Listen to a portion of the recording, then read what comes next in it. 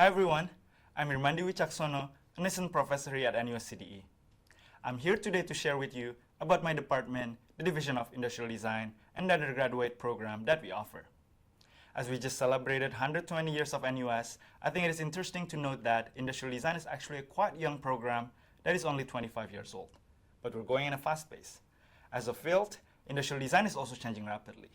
So to start things off, I want to introduce you to my division's perspective on industrial design and its relevance to the world today. So, what is industrial design to us?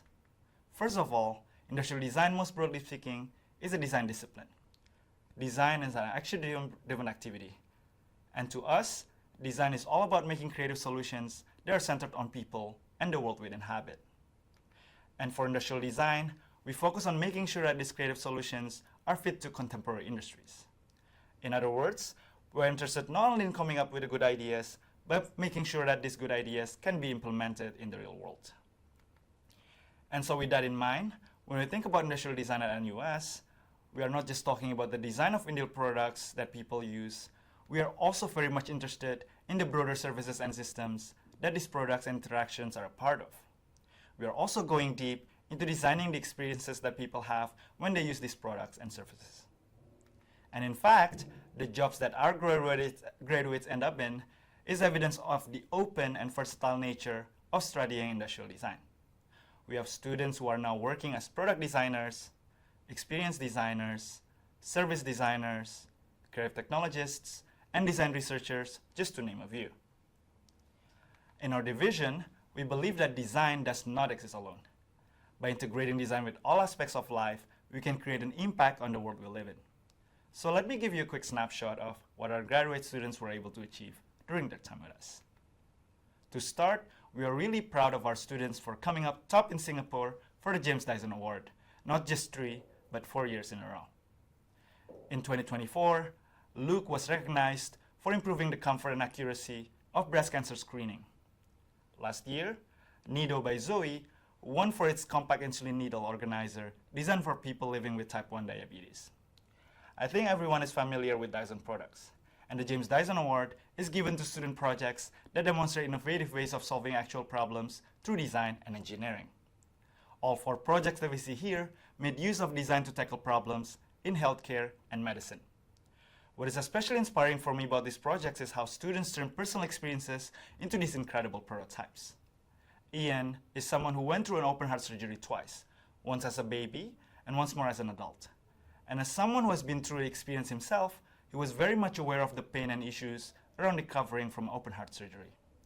For his final year project, he worked closely with his therapist and heart surgeon in NUH and developed a new sternum brace that is lighter and more comfortable than existing solutions.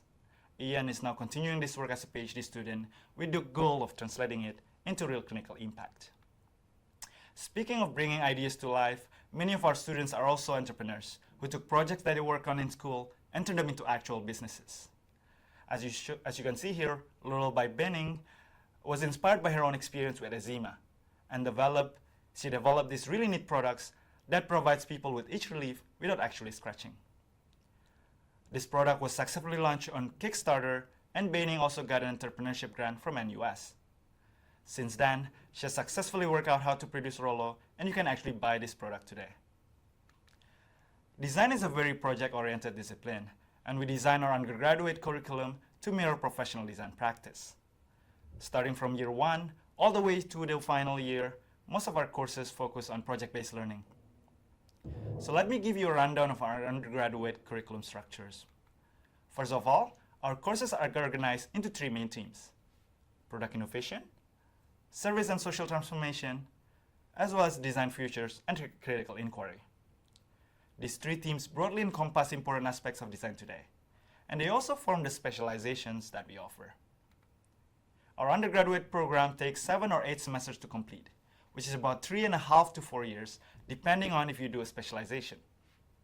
The 2 most significant types of our courses are design fundamentals in the first year and then design platforms from the second year. Design fundamentals in the first year is all about preparing you for diverse design approaches that you will make use later on. This includes courses such as visual communication, model making and form finding, working with different materials, as well as tinkering with electronics and UI/UX. From second year onward, industrial design students will take design platforms. These are project-based courses that change every semester. You'll be given a selection of more than 10 topics to choose from each semester, and so far, we have had more than 200 topics introduced since 2018. Each design platform tackles one of the specializations we offer. And through this buffet of projects, you can begin to customize your portfolio towards the design career that you're thinking of. So let me give you a small taste of what we cover in design platforms. In the product innovation, one key focus is learning how to meaningfully use emerging technologies in design. This includes applying generative AI to product and food design, as well as exploring spatial computing immersive reality using headsets like Apple Vision Pro. This is to address challenges in areas such as rehabilitation or healthcare. We also have design platforms that focus on hardware and fabrication, such as integrating electronics into 3D printed structures and textiles to explore new possibilities for future haptic and soft interfaces. Another key aspect of product innovation is designing for real-world industry. In this area, we are incredibly fortunate to have industry experts to take students from rigorous process of product design for real-world clients, such as in medical design and innovation. Moving on to the social service and transformation specialization, one key area is designing future systems. For example, we have platforms that investigated how Singapore's mobility or retail sector will change in the next 10 years. Another important focus in these specializations is designing for social impact. And in this area, we have platforms created space for students to design for disadvantaged communities, especially in Singapore, such as for the migrant workers or workers with special needs and disabilities. Last but not least, in our specialization called Design Future and Critical Inquiry, it places an emphasis on critical examining design and design practice. For example, we had platforms that explored creating new forms and recipes for traditional Nyonya Kue, as well as using visualizations to tell stories through unconventional data from urban city life. Many of our design platforms have evolved into exhibitions. One example is Cradle to Memories in collaboration with Mount Elizabeth Hospital, which commemorate the hospital's first major refurbishment in 1979 by showcasing 10 reimagined hospital objects that's transformed into meaningful artifacts by our very own students. Led by Associate Professor Hans Tan, the project invited students to interpret medical items guided by material qualities and histories from the hospital staff. To facilitate the diverse topics that we bring into our design curriculum, we also partner with many other different stakeholders across government and private sectors. These collaborators bring real-world perspectives into the classroom and ensure that we keep up with the landscape that our students are graduating into. Besides industry partners, we also draw on the research conducted at NUS, especially within our own division. Our DID research arm has been growing rapidly. In the past year alone, we welcomed 5 new research labs spanning areas such as e-textiles, 3D printing, spatial computing, and community-engaged design. These labs also create opportunities for students interested in design research through internships, independent studies, and collaboration with faculty-led projects. Beyond our Strict at James Dyson Award, we are also proud of the many recent achievements by our students and alum. Over here, we have 3 of our students attending the Red Dot Design Award in recognition of a design platform project they developed together. Revo is an innovative wheelchair that aims to transform mobility by combining advanced technology with thoughtful, user-centered design. We are also honored that one of our alumni, Gabriel Tan, class of 2007, was awarded Designer of the Year at the President's Design Award, which is Singapore's highest national honor for design excellence.